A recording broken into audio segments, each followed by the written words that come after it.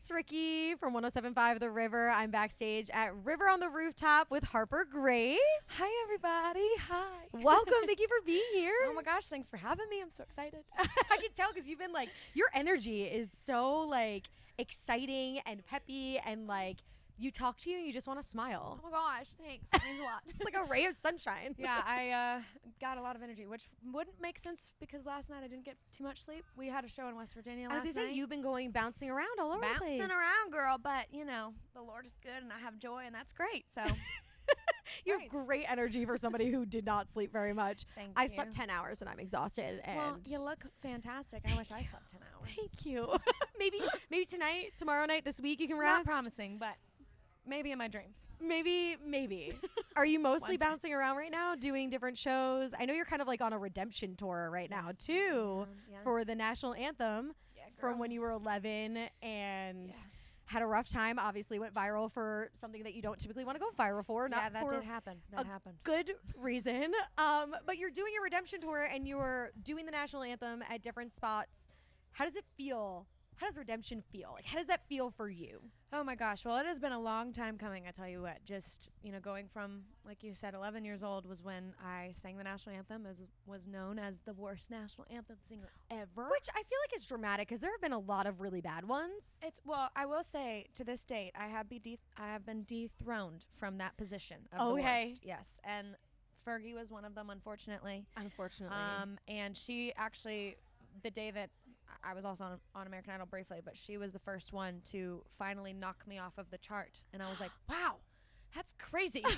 But honestly, it's the hardest song ever. So like, commend everybody who has sang it, even the ones that sometimes mess up. But man, it's difficult. That day in particular for me was something that I will never forget, obviously. But yeah, I do go back out and sing the national anthem in different ballparks, arenas, and stadiums, and it's really difficult. I still have like anxiety doing it, but the reason why I feel like it's so important for me to do it is because I hope that it's encouragement to really anybody to face their fears. I think that doing something like that to not only prove to yourself, but to prove to anybody that you can do what you set your mind to if you just, take captive your thoughts and choose to believe in yourself. And so I've gone back and forth. We've done about 15 to 18 different ones a part of the Redemption Tour, and we were at the Titans Stadium not too long ago and just did the Phoenix Suns. So there's just been a lot of really cool opportunity there, but it's awesome. But I also hear my little self singing as a kid every once in a while in my head, and I'm like, whew. But I feel like you're rewriting your story, though, which is a really beautiful way of handling something that could be like really detrimental to your mental health, especially at 11 years old, which people need to get it together because 11 is way too young to start bullying people online. It's wild. Enough with that, but you're really rewriting that story and making it your own. And I think that's something really commendable and something especially for a young woman to do, for other young women to see, because not everybody can. It's hard. It's really hard. Like you just said, you still think back to those moments. So I just think you're doing a great job of rewriting that and taking hold of your own story. Thanks. Yeah. I mean, it's like you said, just the difficulty of facing your biggest fear and actually getting over it and choosing to write a new story. That's honestly the thing that I've been trying to talk about the most. Not only am I getting the opportunity to go and redeem myself, but there's different schools and foundations that I've had the opportunity to go in and talk about anti-bullying, talk about the story that I walked through, as well as where I'm at today. And, being able to not only write music for a living, but to go around and sing and meet people and hug necks. Like I sometimes would have never thought at 11 years old that, fast forward, I would be doing what I'm doing now, but there was still that part of me that knew that that's what I wanted. And so, finding that within yourself is so important and gaining the confidence to do it. But man, oh man, it was a little tough. But now look at where you are and look at all the things you're doing. You are singing, you are songwriting. You have a new song coming out on the 15th, right? Under My Skin. Under My Skin. I saw that you posted on social media saying that you were told it was too personal, quote unquote.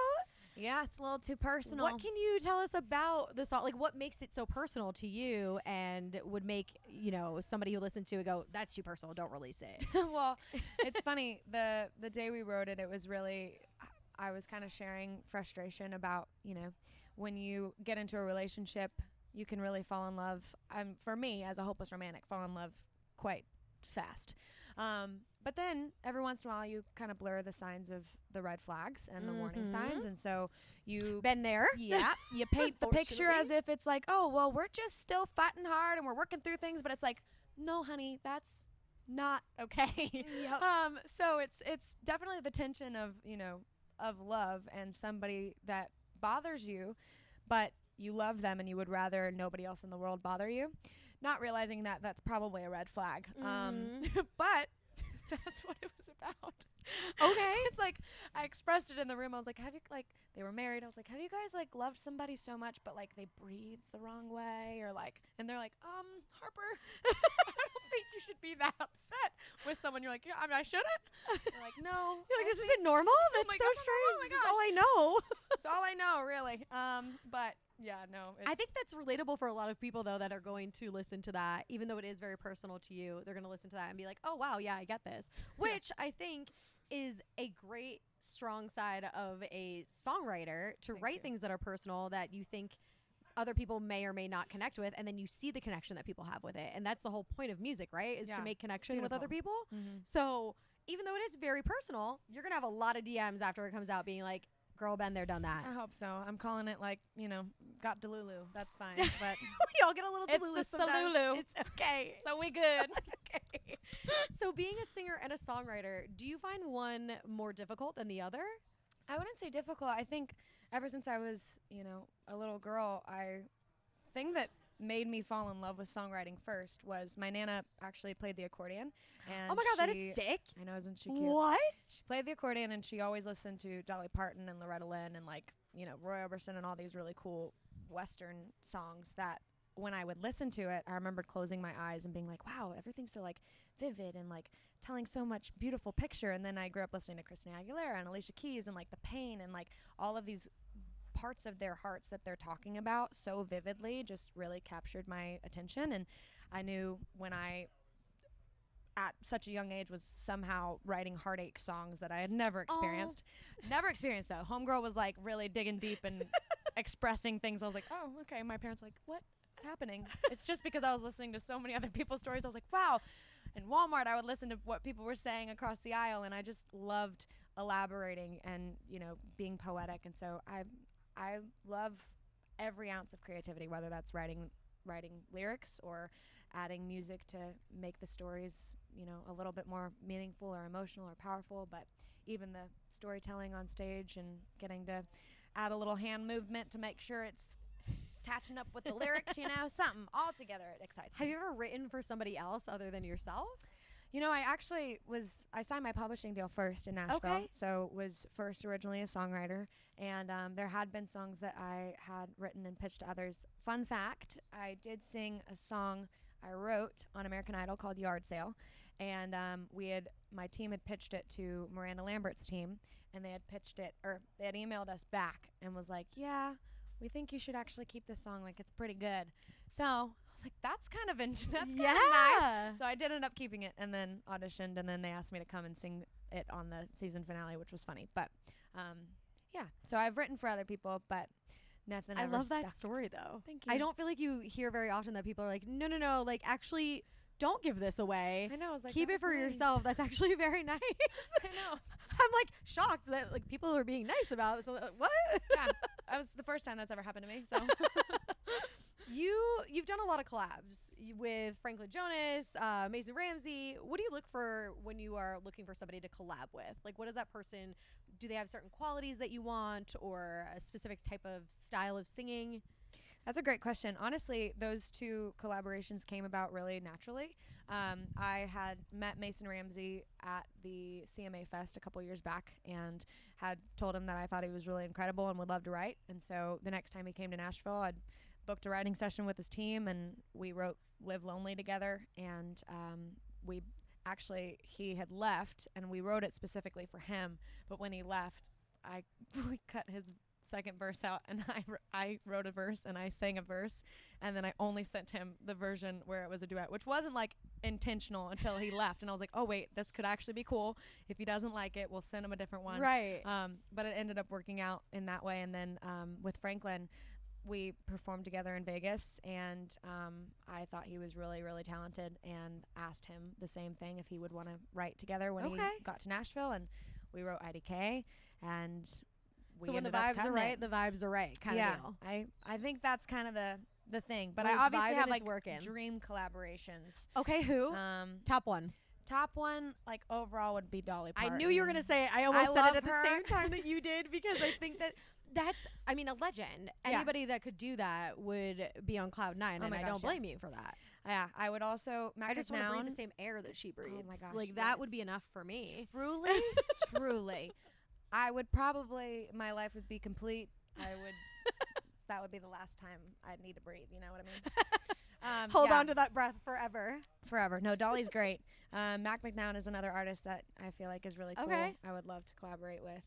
Honestly, the list there's a lot I would love to collaborate with. I get that. I mean, Jelly you don't have to choose them all right now. Jelly, cool. That would be a great one. Brandon Lake, that'd be awesome.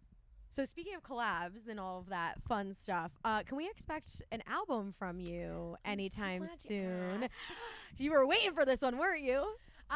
Yeah, really excited. My very first album is in the works. We are almost done with it, and it's gonna hopefully debut next summer. Okay. But Under My Skin is actually the very first single coming out on the project, and I'm excited about it. It's kind of got a Western pop feeling to it. And I love the creative stuff, so I could probably talk your ear off about the way it looks and the photos and the video and this and blah, blah, blah. But do we have a title? Are we allowed to know the title? The title of the album is called Dear Heart. Dear Heart. Okay, that sounds deep. It does sound deep. That's why I'm saying Under My Skin is pretty personal, but all of these as the first intro of who's Harper Grace. It's just a lot of things that I've learned in my 20s. I'm 24. I had a season of life where I just thought that I'd really do whatever I wanted, and that didn't work out too well for me. And there's a song on there called Apologetic Song about a lot of mistakes that I made, and apologizing not only to people that I hurt along the way, but even to myself. And Dear Heart is the first, to me, when I thought about the album, that was what I knew I wanted to name it, because there's so many different parts of my heart that I pour out in this album.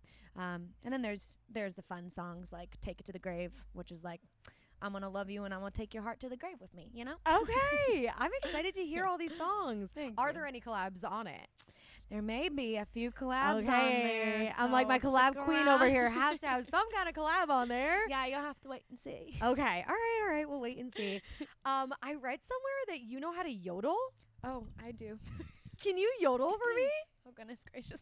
I'm so infatuated by this idea of how to yodel. Oh, gosh. I haven't yodeled in a while. I'm sorry to put you on the spot like that. I need everybody to get really quiet and listen to this. Chime bells are ringing.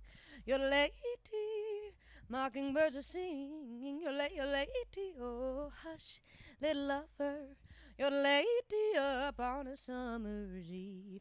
Your lady, your lady, your lady, your lady, your lady, your lady, your lady, lady, your lady. Where do you even learn that?